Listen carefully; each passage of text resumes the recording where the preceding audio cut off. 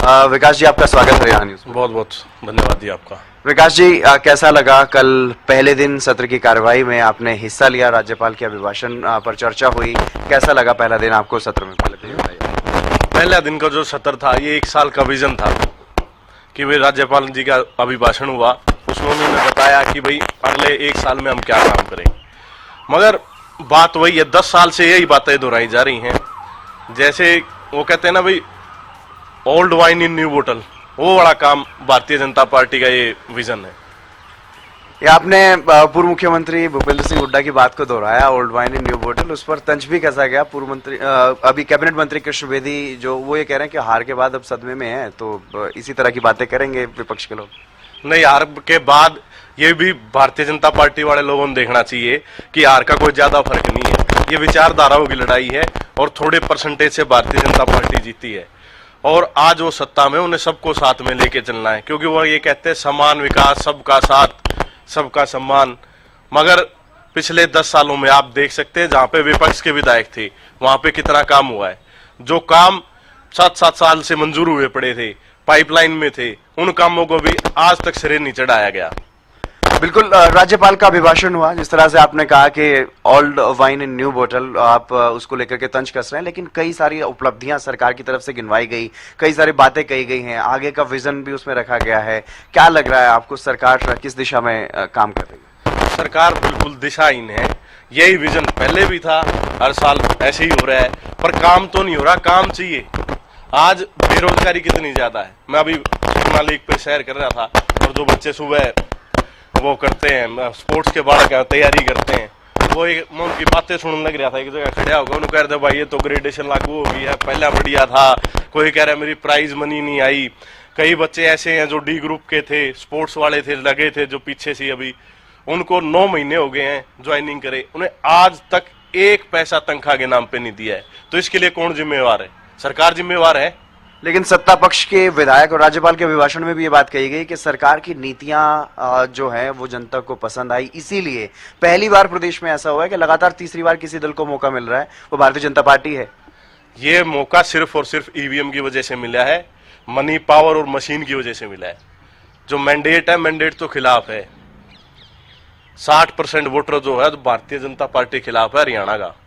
आप कह रहे हैं कि पूर्ण बहुमत की सरकार बनी है भारतीय जनता पार्टी की लगातार तीसरी बार। ईवीएम को लेकर के सवाल उठाए गए, चुनाव के समय भी उठाए गए, चुनाव आयोग को शिकायत लिखी गई। अभी भी कांग्रेस में चर्चा चल रही है कि फैक्ट फाइंडिंग कमेटी एक बनाई गई है कि वो क्या कुछ कारण रहे हैं उस हार को लेकर के। तो अब आगे क्या तैयारी है कांग्रेस की?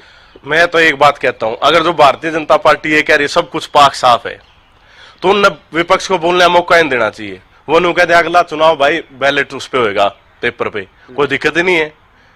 और ये चीज तो एलन मस्क जो है, उनसे बड़ा तो टेक्नोलॉजी में कोई है नहीं।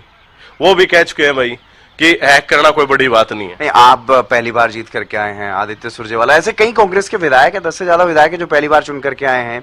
उसके बावजूद भी जहां से आप चुन करके आए हैं, क्या वहां पर ईवीएम हैक नहीं हो सकते थे? ईवीएम कहीं ना कहीं जहां पे हैक करनी है उन्होंने सेलेक्टेड जगह चुनी, जैसे जीटी रोड बेल्ट को चुना और अलग अलग जगह करके इन्होंने ये काम शुरू किया।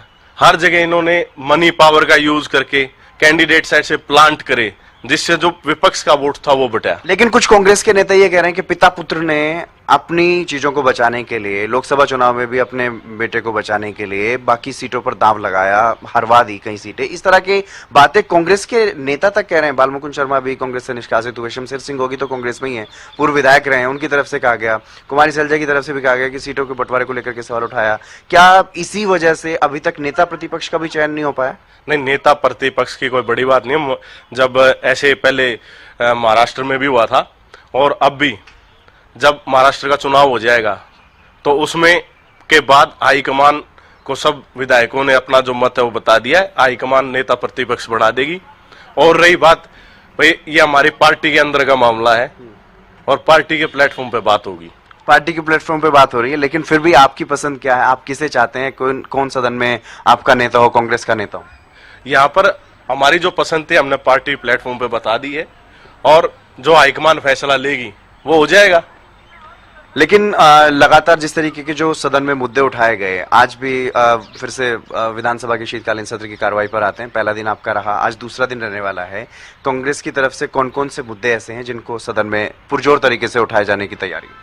आज अब जो सीजन है वो बिजाई का सीजन चल रहा है, डीएपी की रिक्वायरमेंट है। आप देख सकते हो लाइनें लगी हुई हैं, और भारतीय जनता पार्टी के जो लोग हैं, जो सत्ता पक्ष के लोग हैं, वो कहते हैं हमारे पास स्टॉक फालतू पड़े है। अगर जो स्टॉक फालतू है तो गामा में पहुंचाना उस स्टॉक को, ये जिम्मेवारी किसकी है? सरकार की जिम्मेवारी है। लोग तो लाइन में लग के शांति से ले लेंगे। लोगों को ये मैसेज जाता भाई इतने कट्टे आए तो नहीं मिलेगी। ये एक किले जमींदार है, उसकी 2 कट्टे उसने डीएपी के चाहिए, वो तड़का सांस लाइन में लाग रहा है कि मेरा फिर उसके कट्टे खत्म हो जाए। जो ये डीएपी है इसकी मांग केंद्र सरकार जो बाहर से मंगाती है तो पहले बुक कराई जाती है। जमीन तो बढ़ नहीं गई, जमीन तो घटी रही है। रिक्वायरमेंट जो है जमीन से ज्यादा तो नहीं, तो जितनी डीएपी की जरूरत है, और ये हर बार होता है जब भी भारतीय जनता पार्टी सरकार पिछली बार बनी, जब भी ऐसे डीएपी पर रोड़ा रहा, तो इसमें कहीं ना कहीं मिसमैनेजमेंट सरकार की तरफ से हो रही है। मिसमैनेजमेंट को आप जिम्मेदार समझ रहे हैं? जो लाइनें लगी हुई हैं या को इसके लिए सरकार जिम्मेवार है? सरकार जिम्मेदार है, यानी कि डीएपी किसानों तक नहीं पहुंच रहा है। पराली प्रबंधन को लेकर के भी सवाल उठे, किसानों की और भी कई समस्याएं उठी। आपको क्या लग रहा है, आपके क्षेत्र में किस तरह की ज्यादा समस्याएं जो आप सदन में उठाने वाले?